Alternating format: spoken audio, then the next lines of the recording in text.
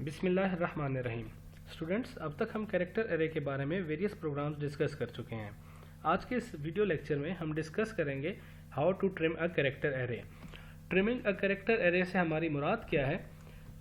Removing spaces from start and end, यानी आपके पास अगर किसी कैरेक्टर एरे में स्टार्ट या एंड के ऊपर स्पेसेस आ रही हैं तो उन स्पेसेस को हमने रिमूव करना है। फॉर एग्जांपल, अगर मेरे पास एरे कुछ यूं है और उसके स्टार्टिंग इंडेक्सेस पे कुछ स्पेसेस हैं और उसके एंडिंग इंडेक्सेस पे भी कुछ स्पेसेस हैं बिफोर /0, तो हम इस एरे को ट्रिम करेंगे।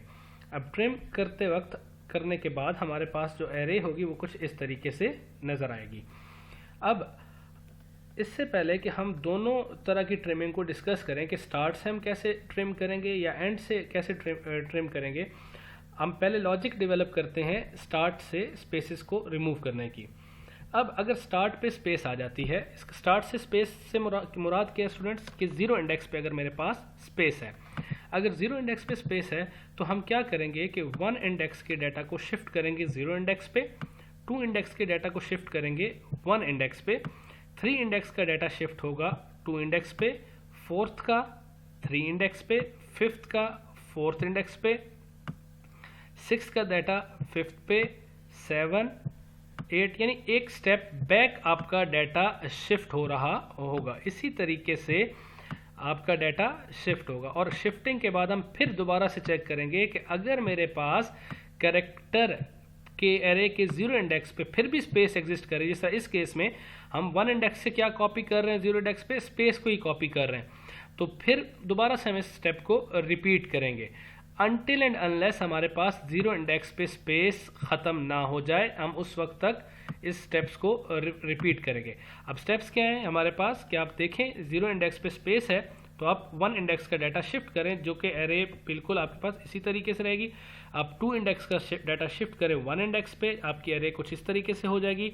1 इंडेक्स का डाटा आप मूव करें 2nd इंडेक्स पे, 4th इंडेक्स का 3rd इंडेक्स पे, 5th इंडेक्स का 4th इंडेक्स पे, 7th इंडेक्स में जो एलिमेंट पड़ा हुआ है उसको हम प्लेस करेंगे 5th इंडेक्स के ऊपर, 7th इंडेक्स का 6th इंडेक्स पे मूव होगा, 8th का जो डाटा है वो 7th इंडेक्स पे आ जाएगा, 9th का डाटा 8th इंडेक्स पे और 10th का डाटा आपके पास 9th इंडेक्स पे जो कि स्पेस आ जाएगी। 11 का डाटा मूव होगा 10th इंडेक्स पे, 12 का डाटा मूव होगा 11 पे, 13th का 12 पे, एंड इसी तरीके से आपके पास एरे कुछ इस तरीके से नजर आएगी। अभी एक पास हमारा कंप्लीट हुआ। अब हम फिर देखते हैं दोबारा, क्या जीरो इंडेक्स पे स्पेस है? बिल्कुल जीरो इंडेक्स पे तो स्पेस आ रही है। अगर यहाँ पे स्पेस आ रही है तो फिर हम इसी प्रोसेस को दोबारा से रिपीट करेंगे कि आप 1 इंडेक्स के डाटा को मूव करें जीरो पे। अब जीरो पे स्पेस खत्म हो चुकी है, फिर आप बाकी डाटा भी शिफ्ट करना होगा कि आप यहाँ पे मूव करें।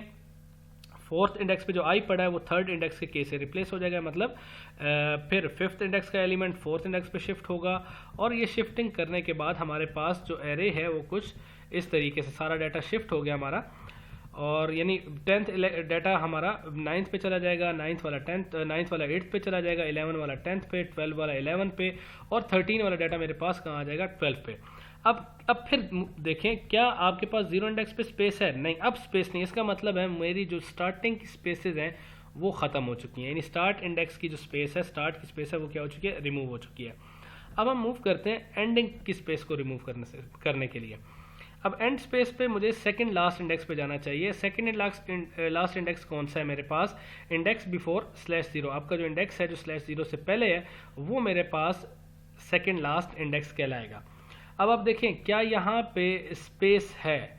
बिल्कुल, इस इंडेक्स पे तो स्पेस है, तो आप /0 से इसको रिप्लेस करें और एक स्टेप बैक मूव करें। क्या 10th इंडेक्स पे स्पेस मौजूद है? बिल्कुल, यहाँ पे भी मौजूद है, तो आप इसको /0 से रिप्लेस करें और एक स्टेप बैक मूव करें। क्या 9th इंडेक्स पे स्पेस है? बिल्कुल, आप इसको /0 से रिप्लेस करें और कहाँ मूव करें? 8th इंडेक्स पे। 8th इंडेक्स पे स्पेस है? बिल्कुल, /0 से प्लेस करें और एक स्टेप प्रीवियस जाएं जो कि 7th इंडेक्स बनेगा। अब देखें, क्या यहाँ स्पेस है? नहीं।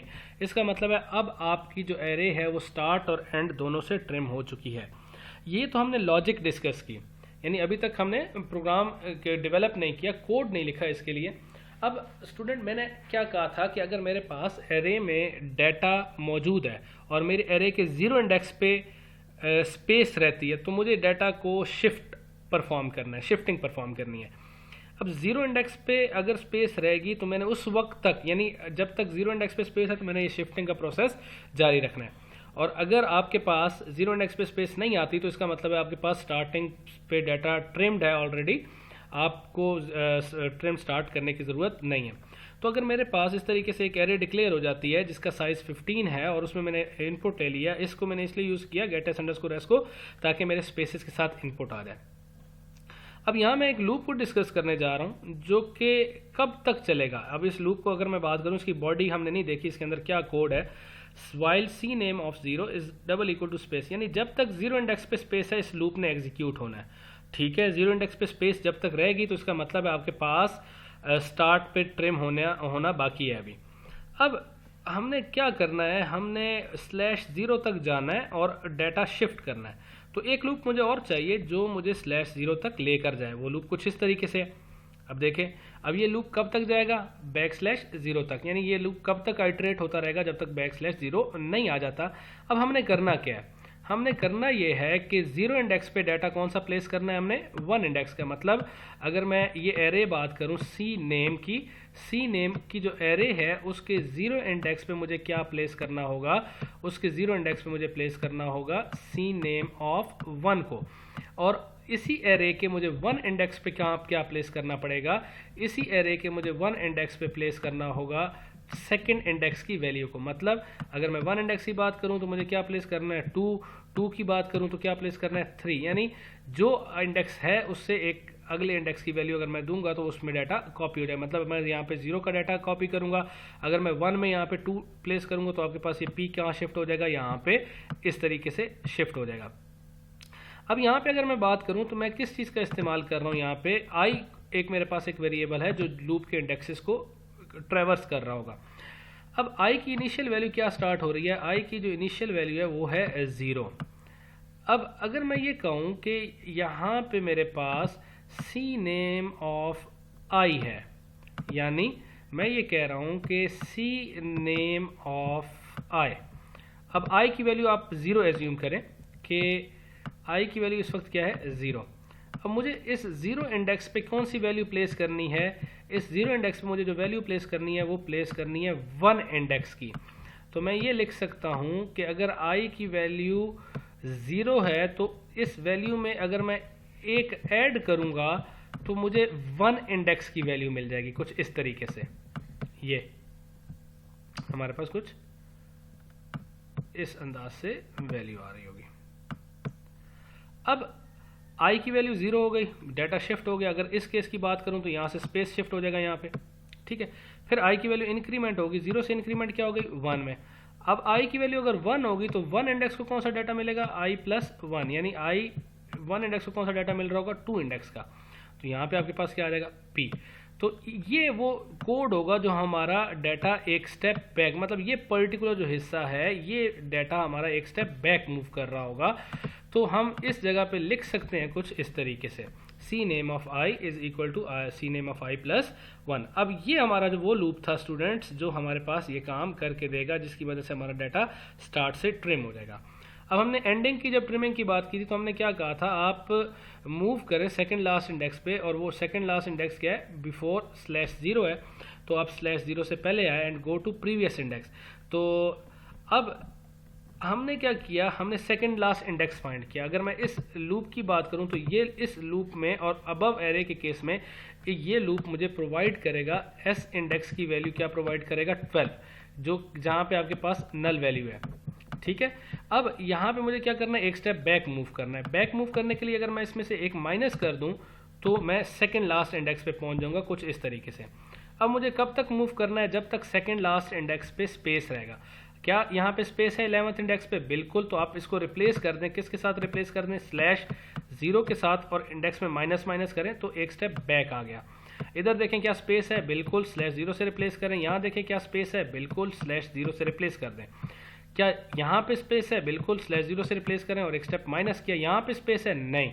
इसका मतलब है आपके पास डाटा ये शिफ्ट हो चुका है या आपका डाटा ट्रिम हो चुका है। यानी अगर मैं इसका कंप्लीट कोड देखूं तो इसका कंप्लीट कोड कुछ यूं होगा, और ये हमारे पास जो पोर्शन है या ये वाला जो स्टार्टिंग का पोर्शन है ये हमारे पास डाटा ट्रिम करके दे रहा है स्टार्ट से, और ये जो हमारा पोर्शन है ये हमारे पास डाटा ट्रिम करके दे रहा है एंड से। तो अभी हम अगर बात करें कि लेक्चर नंबर 23 में हमने क्या क्या कुछ डिस्कस किया स्टूडेंट्स, इसमें हमने कैरेक्टर एरे ही डिस्कस की। कैरेक्टर एरे आखिर हमने डिक्लेयर कैसे करनी है, इनिशियलाइज कैसे करनी है, सी आउट से क्या मुराद है, नल कैरेक्टर जो है वो हमारा एज अ टर्मिनेटर यूज़ हो रहा होगा कैरेक्टर एरे में, सी इन एंड सी आउट आपके पास किस तरीके से वर्क कर रही है, सी इन और गेट एस में क्या फ़र्क है, सी आउट पुट एस और लूप्स को हमने डिस्कस किया था। फिर हमने length of character array find की थी, कुछ हमने प्रोग्राम्स देखे थे वेरियस जहाँ पे हमने अल्फ़ाबेट्स काउंट, डिजिट्स काउंट्स को डिस्कस किया। फिर हमने कैरेक्टर टाइप एरे पे दो एरेज को कंपैरिजन का देखा कि कैरेक्टर एरे की जो दो एरेज हैं वो किस तरीके से कंपैरिजन होती है, और कंपैरिजन करते वक्त हमने चेक किया था कि एरे की लेंथ किस की बेस के ऊपर हम जाएंगे। अगर लेंथ सेम है तो देयर इज़ अ पॉसिबिलिटी कि आपका डाटा भी सेम होगा। एक्चुअली अगर दोनों एरेज में डाटा सेम पड़ा हुआ है फिर हम कहेंगे एरे इक्वल हैं या एरे का डाटा सेम है। फिर हमने डिस्कस किया एरे में डाटा को ट्रिम करना। ट्रिम हमने इस वीडियो लेक्चर में डिस्कस किया जहाँ पे हम स्टार्ट और एंड में से एरे की स्पेसेस को रिमूव कर रहे थे। आई होप आपको कैरेक्टर एरे के बारे में एक अच्छी अंडरस्टैंडिंग डेवलप हो चुकी होगी। आने वाले कुछ लेक्चर्स में हम देखेंगे इन्हीं चीज़ों को फंक्शंस के टॉपिक के अंदर दोबारा से, कि हम जब एरेज यूज़ करेंगे, फंक्शंस का टॉपिक स्टार्ट करेंगे तो उसमें भी हम इन एरेज को यूज़ करेंगे। तो ये आपके लिए एक किस्म का बेस बन रही है फ्यूचर के लेक्चर्स के लिए भी।